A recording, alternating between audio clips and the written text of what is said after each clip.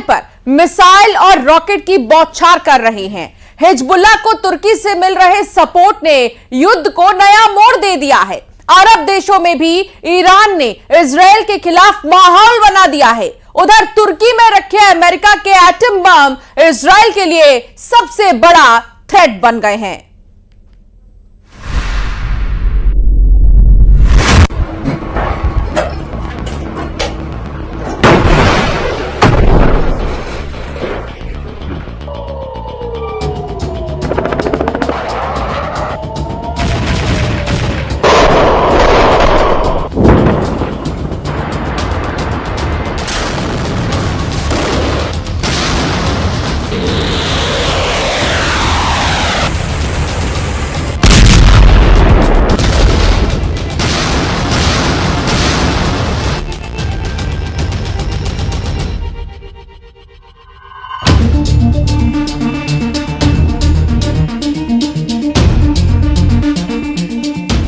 Israel ने target set किए, Iran के न्यूक्लियर अड्डे, ईरान के तेल के कुएं, खामनेई का सीक्रेट बंकर।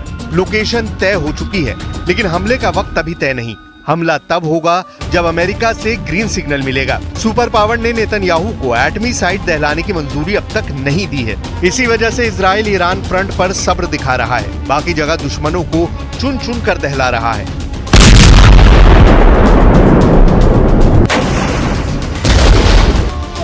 इजराइल ने ईरान के मिसाइल हमले का बदला फिर से बेरूत को दहला कर लिया है।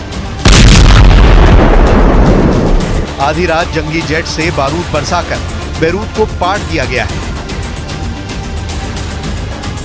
On the borders, members of Hezbollah kill Israeli soldiers. But Israel comes and kills people here. Wherever there is a building, they damage it. This is what they are able to do.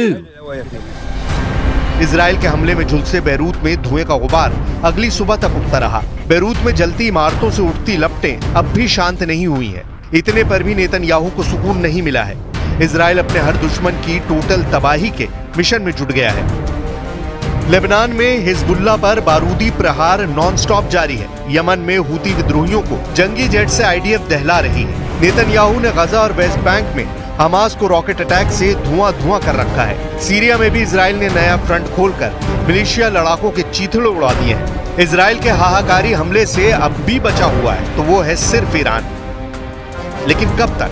जवाब America ने दिया है। America ने तय किया है कि Iran को इस बार अच्छी डोज दी जाएगी, ऐसी डोज जिससे अली खामनेई की आए दिन वाली धमकियों का अंत हो जाए।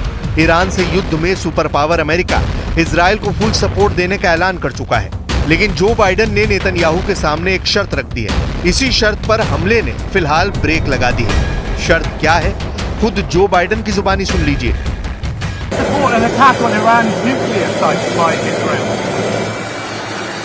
The answer is no, and I think there's things we'll be discussing with the Israelis what they're going to do, but all seven of us agree that they have a right to respond, but they should respond in proportion. Iran को super power उसी अनुपात में दहलाने का plan बना रहा है जिससे Khamenei को सबक मिले और खाड़ी में कोई दूसरा मुल्क सुपर पावर के सामने सिर उठाने की जुर्रत भी ना दिखा सके। तो क्या है ईरान का पक्का इलाज?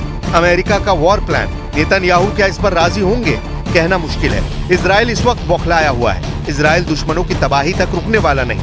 इजराइल ने नसरल्लाह के खात्मे के बाद भी हिजबुल्लाह पर भीषण हमलों की नई धार दे दी है। अब इजराइल दुश्मन को दूसरे देश में घुसकर भी मारने लगा है। इजराइल ने मिसाइल हमले में हिजबुल्लाह चीफ हसन नसरल्लाह के दामाद हसन जफर कासिर को मौत के घाट उतारा। मोहम्मद कासिर सीरिया से ईरान के हथियारों की डिलीवरी कराने वाला सप्लायर के तौर पर कुख्यात था। अमेरिका ने मोहम्मद कासिर पर $10 मिलियन का इनाम भी रखा था। साल 2018 में यूएस ट्रेजरी डिपार्टमेंट ने मोहम्मद कासिर को ग्लोबल आतंकी घोषित किया था। स्काई न्यूज अरबिक के मुताबिक 2 अक्टूबर को दमिश्क में माजे वेस्टर्न विला में कासिर को ढेर किया गया। जैसे ही इजराइल ने नसरल्लाह के दामाद का सफाया किया, तल अवीव के आसमान में ड्रोन उड़ने लगे। ईरान के अघोषित लड़ाके हूती की एयरफोर्स ने जाफा में ड्रोन स्ट्राइक करने का ऐलान किया। हूती फाइटर्स ने ड्रोन हमले में इजराइल को भारी नुकसान पहुंचाने का दावा भी किया है। हूती विद्रोहियों ने ऐलान किया कि इजराइल पर हमले की उनकी ये 5वीं किस्त थी। आने वाले दिन इजराइल के लिए और खतरनाक होंगे।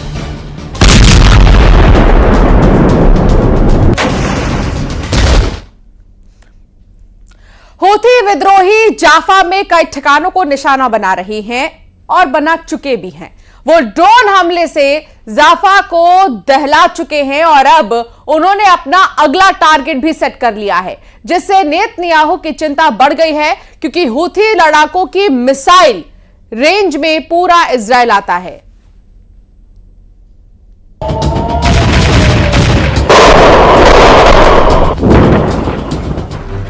हूथी विद्रोही तेल अवीव पर बैलिस्टिक मिसाइल का धमाका इससे पहले करने में कामयाब हो चुके हैं। हूथी लड़ाकों की मिसाइल की रेंज में पूरा इजराइल आता है। इजराइल आरोप लगाता है कि हूथी विद्रोहियों की मिसाइलें ईरान मेड हैं, जिन्हें सीरिया और अफ्रीका के रूट से यमन में सप्लाई किया जाता है, जिसके चलते इजराइल ने सीरिया में भी हमले तेज कर दिए हैं। इजराइल ने सीरिया में जिस हथियार डिपो को धमाके से उड़ाया है, उसके पास रूस का सबसे बड़ा हवाई सैन्य अड्डा भी है।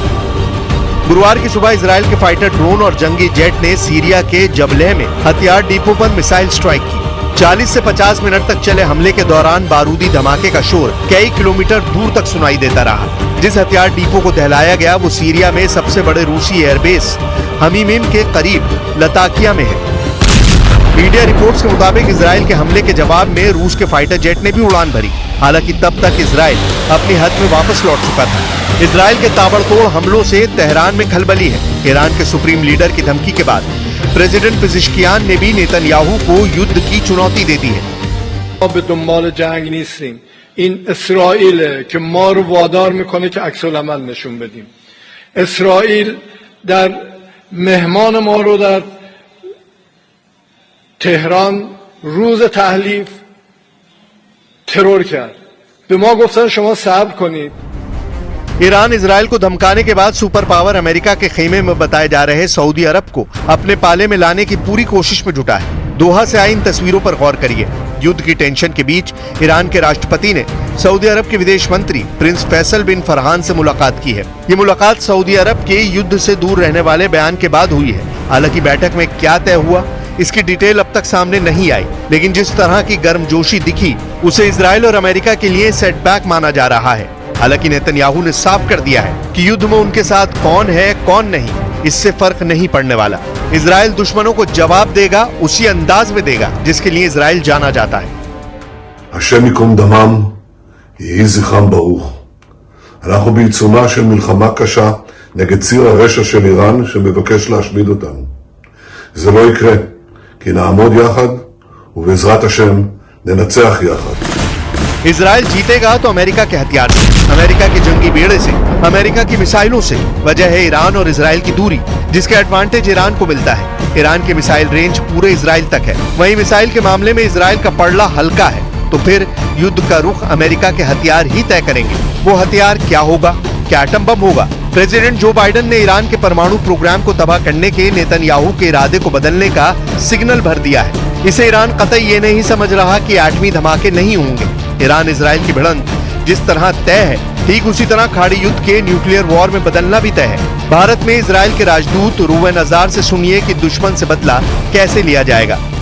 Finding, to our amazement, the degree of infrastructure that was built underground with work that is being done for years to try to create a situation in which they can concentrate a large army underground and pop out with a surprise attack that would wipe out all our communities in the north and actually with conquer. Lebanon में Israel defence का जमीनी हमला हर गुजरते दिन तूफानी होता जा रहा है। आईडीएफ ने बेरूत में इजरायली झंडा लहराया तो खाड़ी में आउट ऑफ कंट्रोल युद्ध होगा, जिसमें तुर्की जैसे देश भी कूद पड़ेंगे। अर्दोआन ने पहले ही ऐलान कर रखा है कि इजराइल से धर्म युद्ध होगा। तुर्की नेटो फोर्सेस का हिस्सा है। तुर्की में अमेरिका के एटमी हथियारों की तैनाती भी है। युद्ध के माहौल के बीच ये एटमी हथियार इजराइल के लिए सबसे बड़ा थ्रेट बन चुके हैं। पश्चिमी मीडिया रिपोर्ट्स में दावा किया गया है कि ईरान पर एटमी हमला इजराइल के वजूद को खतरे में डाल सकता है।